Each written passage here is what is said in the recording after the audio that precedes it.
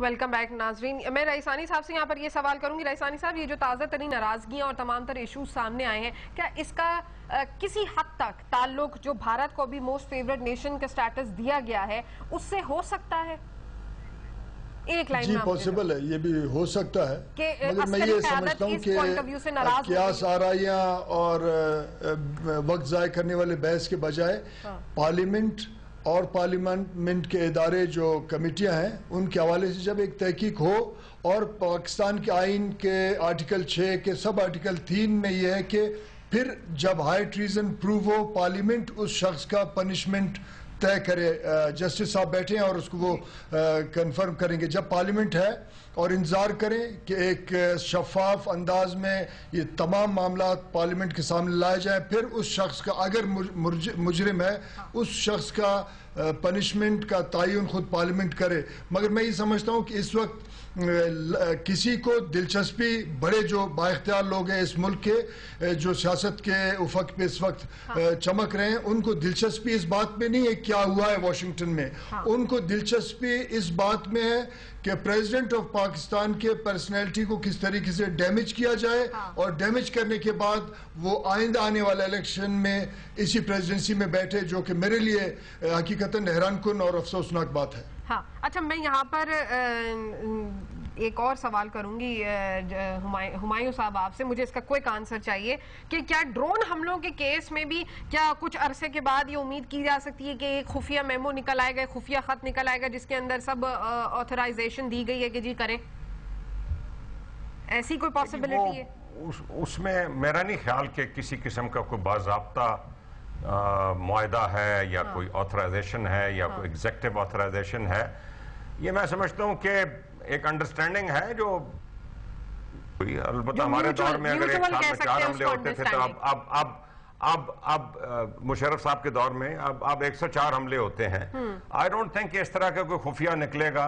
وہ جتنے خفیہ اس سلسلے میں نکل رہے تھے وہ وکی لیگز میں انہوں نے ویسے نکال کے باہر رکھ دی. اچھا جسٹس صاحب, آپ نے رئیسانی صاحب کی بھی گفتگو سنی, انہوں نے ایک پوائنٹ بتایا کہ جو آرٹیکل 6 کے بارے میں انہوں نے جو ڈیٹیلز دی, آپ کس حد تک اگری کریں گے اس کے اوپر؟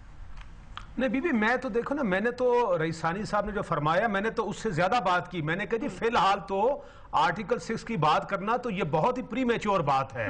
دیکھیں نا, پہلے تو چارج شیٹ ہمارے سامنے آئے گی, پھر جو الٹیمیٹلی انکوائری کی رپورٹ سامنے آئے گی, تو جس وقت وہ سامنے آئے گا تو اس کی بنیاد پر تعین ہوگا نا. آرٹیکل 6 تو بی بی بہت دور کی کوڑی ہے فی الحال.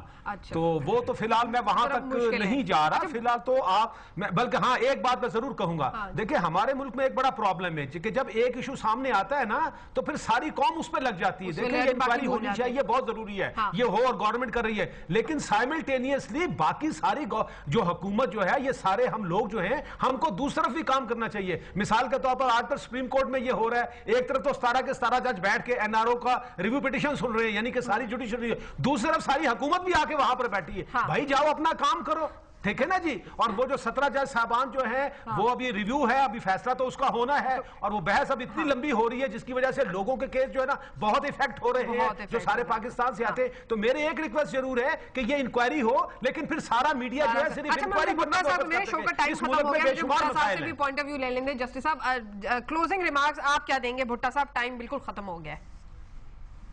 میں یہ کہنا چاہتا ہوں کہ دودھ کا دودھ اور پانی کا پانی جو ہے وہ ہونا چاہیے, اور اس انکوائری کے بعد سیلف انکوائری کی ضرورت نہیں ہے, نہ انکوائری, بلکہ وہ لوگ جو واقعی اس سچویشن کے اندر انوالو ہیں اور جو بگ ہیڈز ہیں ان کو ایتھکس کا ثبوت دیتے ہوئے they should resign. اس کے اندر کوئی پالیٹکس نہیں ہے. یہ پاکستانیت کی بات کریں, پاکستان کی بات کریں, جہاں پہ اتنا بڑا یہ سکینڈل سامنے آیا ہے, اس کے نتائج بھی وہ بھگتنے کے لیے تیار ہوں. جب تک یہ نتائج والنٹیرلی ایکسیپٹ نہیں کریں گے, میں سمجھتا ہوں کہ یہ درمیان میں بات لٹکی رہے گی اور لوگوں کے ذہنوں میں یہ خدشات باقی رہیں گے. چلیں, میں بہت شکریہ ادا کروں گی سینیٹر لشکر رئیسانی صاحب کا, ہمایوں اختر, جسٹس ریٹائرڈ طارق محمود صاحب, نصیر بھٹا صاحب ہمارے ساتھ موجود تھے. پاکستان کے وزیر اعظم نے امریکی ایڈمرل مائک ملن کو لکھے جانے والے متنازع خط کے معاملے پر امریکہ میں پاکستانی سفیر حسین حقانی سے استعفیٰ ले लिया है और तहकीकात का हुक्म भी दे दिया है और शेरी रहमान साहिबा को अमेरिका में पाकिस्तान का नया सफीर भी मुकर्रर कर दिया है।